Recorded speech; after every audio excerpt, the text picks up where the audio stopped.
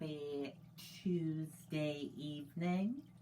I'm Riley King, and welcome to this Tuesday evening edition of the Riley King Newscast, right here on the Riley King Network. We have a lot of news to get to this Tuesday evening, so let's begin. First up, let's take a look at your COVID-19 dashboard from Johns Hopkins University in Medicine. And here is a look at that COVID-19 dashboard from Johns Hopkins University in Medicine. Your global cases are 135,075,523. Your U.S. cases are 31,336,905. Your global deaths are 2,951,968. And your U.S. deaths are 563,375. And that is a look at your COVID-19 dashboard from Johns Hopkins University in Medicine. Now let's get to your other news.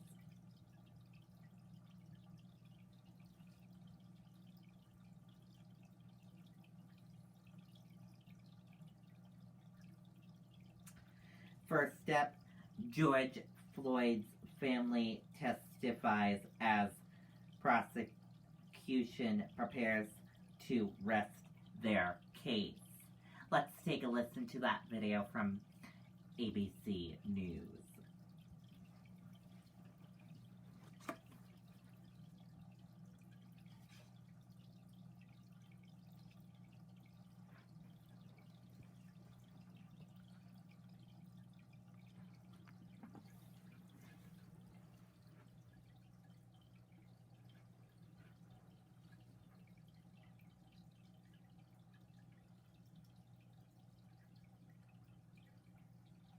Latest on the trial of Derek Chauvin. Moving into the next phase this morning, the prosecution prepares to rest its case following emotional testimony from George Floyd's brother.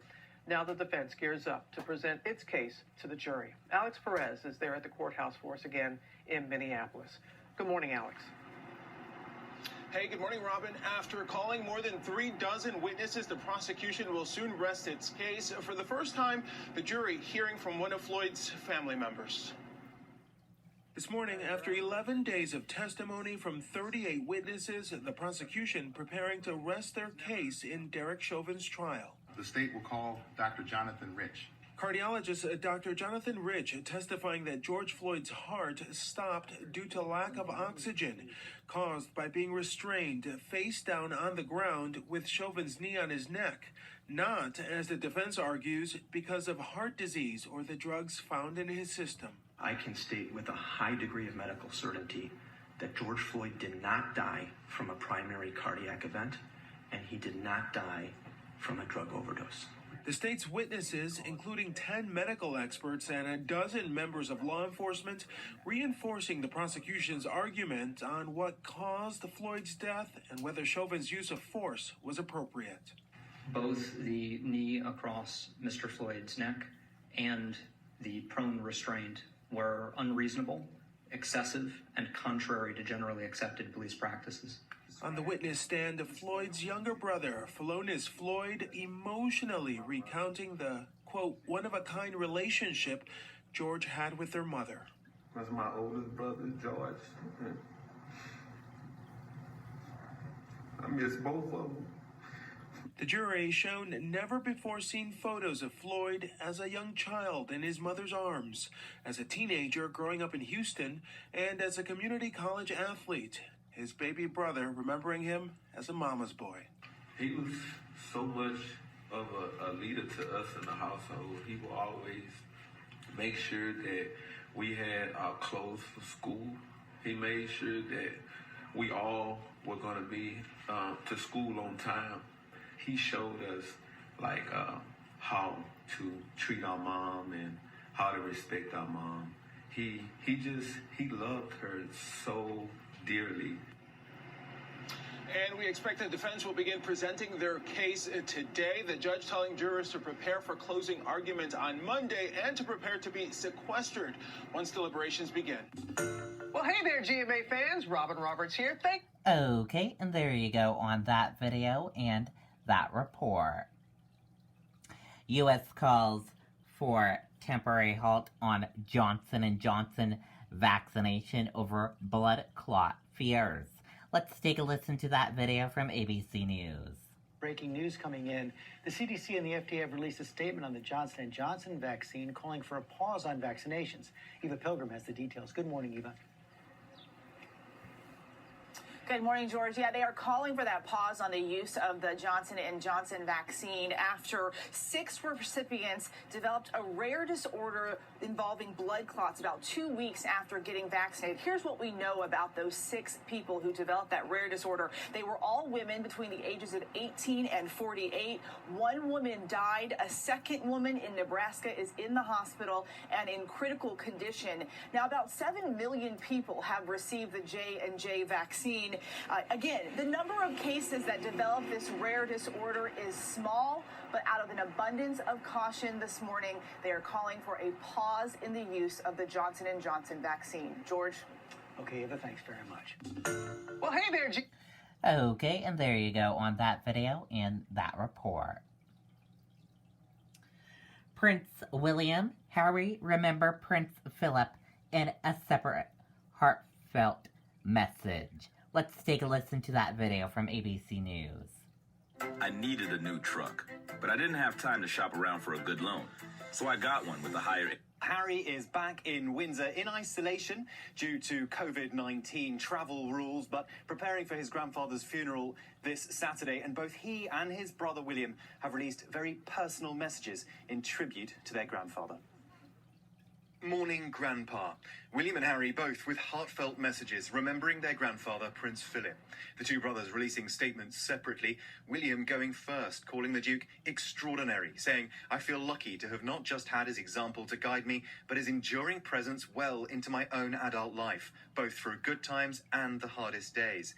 The 38-year-old shared this photo taken by Duchess Kate of Prince Philip with a young Prince George from 2015, writing, "I'll never take for granted the special memories my children will always have of their great-grandpa, coming to collect them in his carriage and seeing for themselves his infectious sense of adventure as well as his mischievous sense of humour."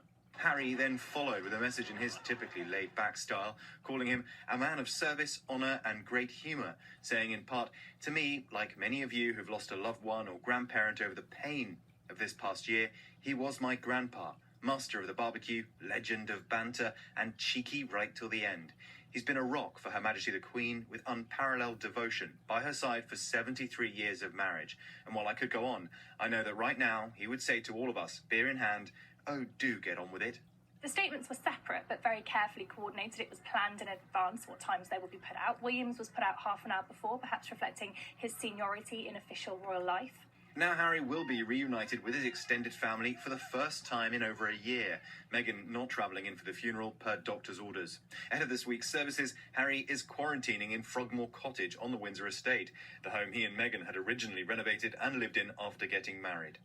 Harry's statement finished quite poignantly. It finished with a Latin phrase which means by sea, by land. It's a motto of the Royal Marines, and that really reflects the fact that both Prince Philip and Prince Harry have been Captain General of the Royal Marines, and it was a role that Harry took over from Philip, but he has since had to relinquish since he stepped back from royal life. And separately, lawmakers here in the UK returned to work early to spend 7.5 hours yesterday paying tribute to Prince Philip. Among them, the Prime Minister, Boris Johnson, who said that Prince Philip's life had made Britain a better place. Michael? All right, James, thank you so much for that. And we will have live coverage of the funeral of Prince Philip beginning Saturday morning at 9:30 Eastern here on ABC. Well, hey there, GMA. Okay, and there you go on that video and that report. Officer who fatally shot a black man meant to use a taser, the police chief says. Let's take a listen to that video from ABC News. Breaking news overnight. Intense protests over the fatal police shooting of Daunte Wright. Police in Minnesota clashed with demonstrators for the second night in a row. That comes after the release of that new body camera footage showing the moment veteran officer Kim Potter discharged her gun instead of a taser.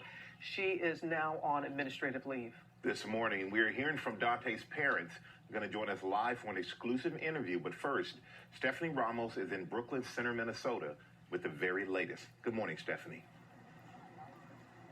Michael, good morning. We can see the remnants of the clashes that took place here last night between protesters and police.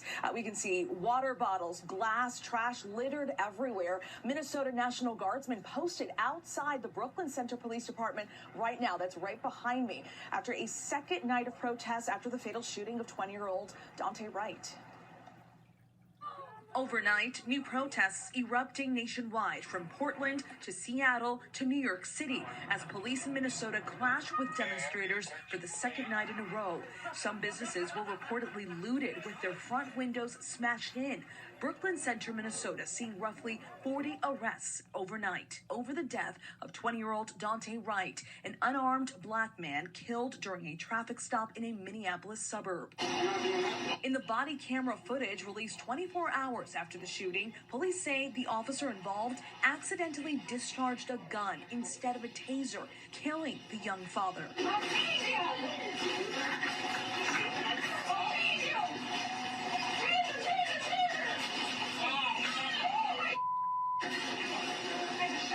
As I watch the video and listen to the officer's commands, it is my belief that the officer had the intention to deploy their taser, but instead shot Mr. Wright with a single bullet. A mix-up the police chief says they train to avoid. We train with our handguns on our dominant side and our taser on our weak side. The fatal encounter happening just before 2 o'clock Sunday afternoon when the police chief says Wright was pulled over for an expired vehicle registration.